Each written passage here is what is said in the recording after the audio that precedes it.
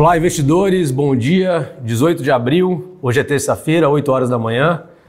Estamos gravando aí esse programa como prometi no programa da semana passada que eu faria isso, que eu traria aqui uma convidada especial, Júlia Colli.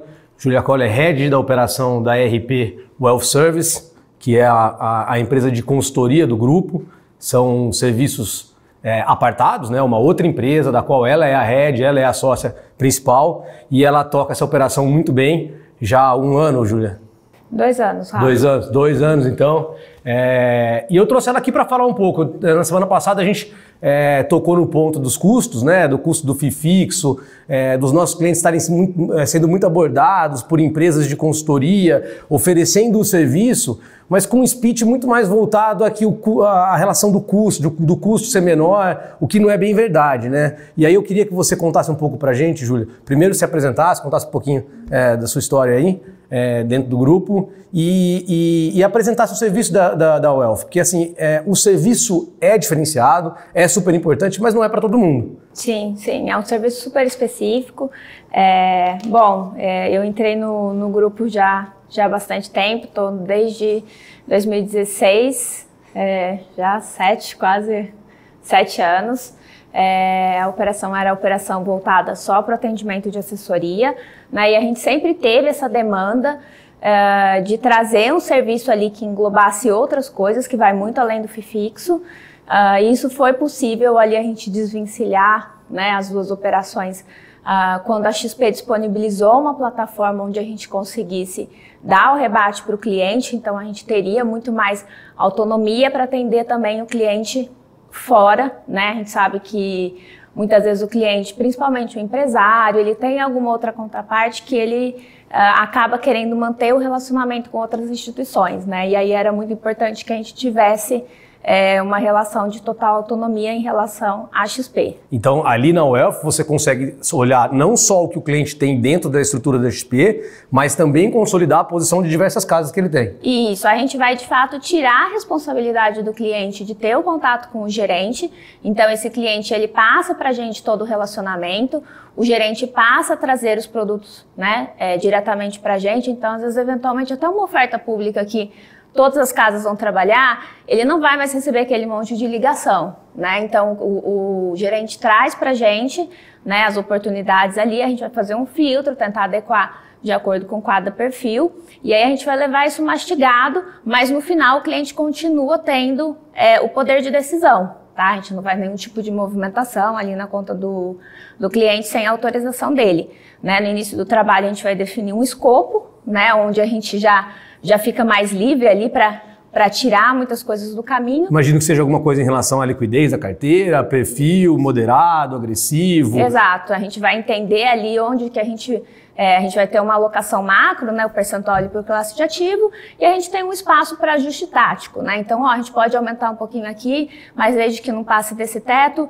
e também não passe desse mínimo, né? E aí, com isso, a gente consegue no dia a dia dar mais liberdade para o cliente tocar o negócio dele, fazer as coisas dele e a gente tocar todo esse relacionamento com as casas. Ô Júlia, e eu imagino que na relação ali, na relação com o gerente da conta, você tenha muito mais margem para negociar, né? Sabendo quanto cada casa está pagando. Eu quero um CDB de liquidez diária. Pô, o Itaú está me dando uma taxa tal. A XP eu tenho uma taxa tal. Ou seja, você tem essa margem de saber o que está acontecendo em cada casa para conseguir negociar melhor os ativos para o seu cliente. Né? Isso acontece muito. Então, assim, Rafa, é muito comum, às vezes, um gerente de um determinado cliente me trazer um produto. Olha, eu tenho esse produto hoje com essa liquidez, há uma oferta específica para essa semana. E aquilo não atende aquele meu cliente, mas eu tenho um outro cliente que eu sei que tem super perfil, e aí eu vou atrás desse cliente, às vezes tem 2, 3, e a gente consegue negociar ali algum volume, alguma coisa nesse sentido. Então, muitas vezes chegam produtos e a gente acaba tendo acesso a alguma coisa que às vezes o gerente próprio da conta não está olhando especificamente para aquele ativo. Então, olha que legal, pessoal. A gente está falando aqui de um perfil de Wealth no sentido mais prático, de que o cliente tem um serviço onde ele consegue ter, através de um banker, o controle sobre todas as casas, a consolidação disso, o PL que ele tem nas diversas casas, que muitas vezes o cliente não quer ter todo o seu capital em uma única casa, né? Ele prefere ter essa diversificação e ele ganha com isso também nessa concorrência que existe entre os diferentes gerentes ali querendo mais participação da carteira do cliente, com produtos melhores e tal. E isso tudo concentrado em um único banker que tem essa visão do todo, que conversa com todas as casas já, porque ele faz isso para vários clientes. Então, esse é um diferencial super importante do serviço que vocês prestam. E aí, o que eu quero colocar aqui, que tem sido a abordagem, né, não é a questão do custo, não é pelo custo, é pelo serviço. Concorda comigo? Sim, exatamente. A gente traz ali, a gente consegue, até quando a gente tem essa visão do todo, maximizar a rentabilidade e diminuir o risco, né? É super comum ter cliente que chega aqui, olha, Júlia, eu tenho 3, 4 contas, cada uma tem um fundo diferente, de repente você vai ver, é exatamente a mesma estratégia, ele está com o mesmo risco replicado, porque ele não olha dentro do fundo ali, e obviamente o gerente, quando está oferecendo, não sabe que ele tem um fundo que está seguindo exatamente aquela estratégia. Ou ele tem correlação inversa, que uma aplicação está anulando a outra, né? Isso, exatamente. Então, assim, em pesos, né, iguais, digamos assim, né, que seria ali o pior dos mundos, né, a soma zero. Soma zero. Então, a gente tenta trazer ali essa inteligência também para a carteira, então a gente consegue melhorar a rentabilidade trazendo uma visão sobre o todo, né? E principalmente ali, acho que a economia de tempo e essa visualização, né? Às vezes o cliente chega aqui e você pergunta, a maioria das vezes eu pergunto, quanto que está dando sua carteira hoje? Ele não sabe responder, né? Porque ele não tem essa ideia do todo. E muitas vezes ele tem aquela ideia, mas em tal caso tá melhor, em tal caso tá pior. E é natural que isso aconteça, porque os produtos muitas vezes podem ser diferentes e até é natural que isso aconteça e o cliente não tem essa visão do todo. E às vezes ele fica até achando que o problema é com uma coisa ou com outra. E às vezes em determinado ano uma casa vai entregar mais e a outra menos, mas não porque a casa não tenha produto, né? Pela forma como isso tá alocado, isso acaba induzindo também ele fazer alguns erros de migração, achando que aquele gerente fez uma alocação melhor, mas de fato não é isso, né? É só uma fatia da carteira que vai estar ali de qualquer forma e que eventualmente vai performar melhor ou pior dependendo do cenário macro. E tendo esse bank que tem a visualização do todo, ele vai mitigar esse risco dele ficar sendo influenciado por rentabilidade e não olhar o allocation que ele tem em cada casa, porque também depende muito de quando entrou o dinheiro para fazer a alocação em cada casa. Não é o recurso não entra de uma vez, né? O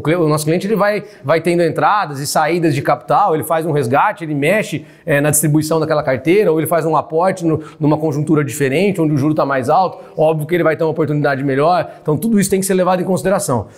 Ô Júlio, eu queria que você falasse também um pouquinho pra gente sobre a questão do custo, que eu bati muito, porque eu falei assim, a gente na RP Capital, a gente tem um custo, considerando todas as receitas, tá? Então eu tô falando assim, o nosso cliente do perfil alta renda, que é o perfil majoritário da RP Capital, ele tem hoje, considerando todas as receitas, ele deixa para o escritório 0,45% ao ano de custo. Né? Só que isso envolve operações de crédito, operações de câmbio, operações de seguros mais diversos, IB, que tem muita operação também. Então, assim, se a gente tirar essas receitas, o cliente da RP Capital, em média, paga 0,30% de FII, que eu considero que é um FII bem razoável para o serviço que a gente presta para os nossos clientes. Tá?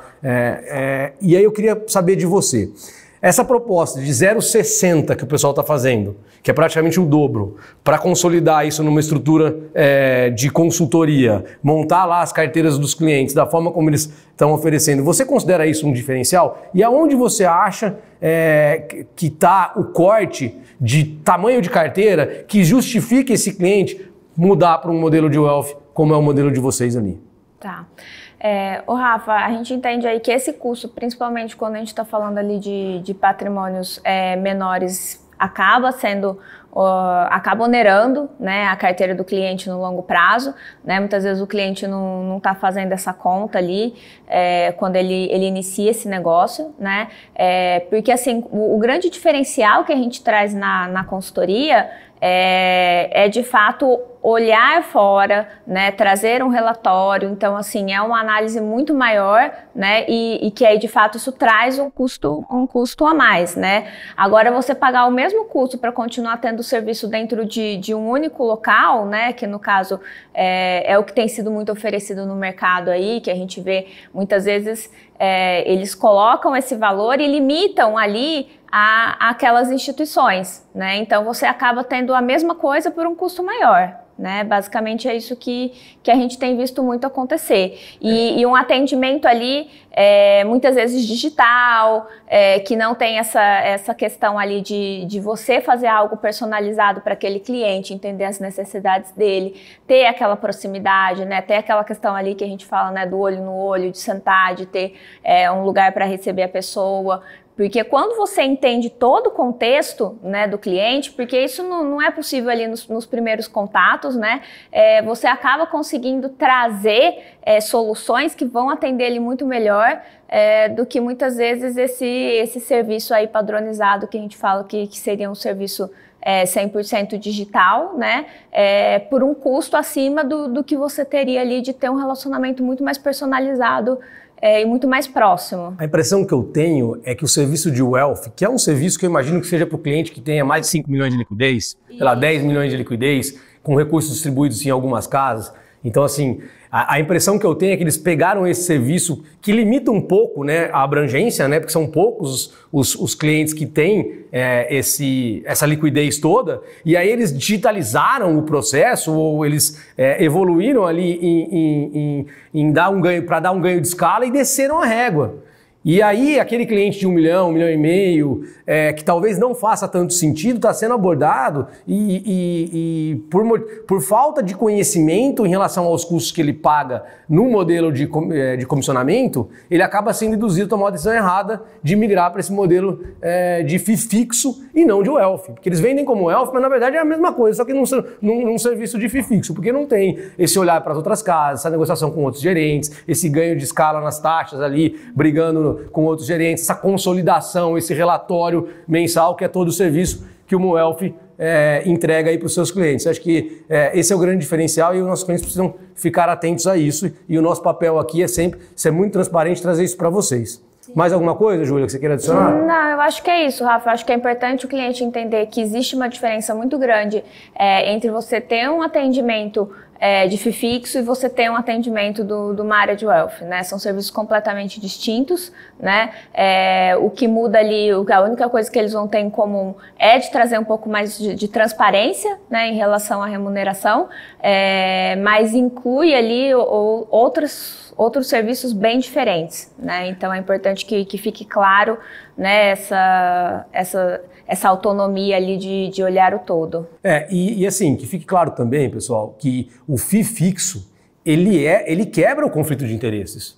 Né? Então assim, se você tem um modelo de FII fixo, o seu assessor, por óbvio, vai ser remunerado igual em qualquer classe de ativo que ele aloque seu recurso. Né? Então assim, isso é super importante, mas não pode ser vendido a um custo maior para o cliente com a prerrogativa de que vai ser melhor para ele, tá? Então esse que é o erro que eu acho que o pessoal está cometendo nas abordagens que têm sido feitas. Eu acho que vale olhar caso a caso. Como eu disse, no caso da RP Capital, como a gente já trabalha com um modelo de comissionamento muito baixo, um ROA muito baixo, faz pouco sentido. Mas o último ponto que eu queria que você deixasse claro aqui, Júlia, a partir de qual volume de liquidez faz sentido o ELF? A partir de 5 milhões, Rafa. A partir de 5 milhões. Quando a gente fala ali que o cliente já começa a ter uma necessidade de olhar o que está fora, de fato ter outras necessidades ali que a gente só consegue atender acima desse valor. E qual é o custo? O custo a gente vai trabalhar ali entre 0,3 e 0,5. 0,3 e 0,5. Beleza, é isso? É isso. Valeu, pessoal. Espero poder ter ajudado aí e estamos à disposição.